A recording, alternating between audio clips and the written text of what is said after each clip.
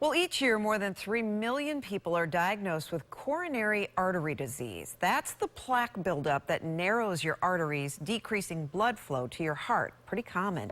But Alex Cruz is not a man you would ever suspect would have had that condition. But his wife wants to share his story so that you know it can happen to anyone. This is a cannibal, right? So what Being healthy was in Alex Cruz's DNA. legs apart. A personal trainer by profession and a mixed martial arts fighter on the side. To say he was in good shape was an understatement. Yes, he was in great shape. His wife, Shannon Cruz, adored Alex. Amazing, just a very positive, energetic, outgoing kind of person, and the kind of person who, when you were talking with him, you felt like the most important, person. They lived an extremely healthy, active lifestyle.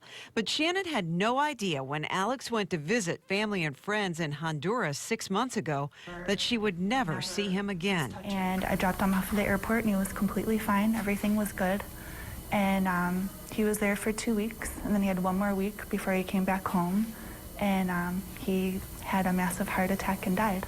She remembers getting that awful news. Later, I get a call from one of his friends, and he told me that he was rushed to the hospital. And I just remember saying, "Please tell me he's okay." He's like, "He's not." And he told me that he died, and those words didn't make sense to me. They didn't make sense at all.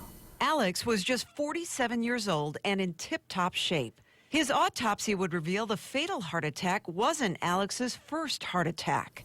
Looking back, I think he did have some warning signs.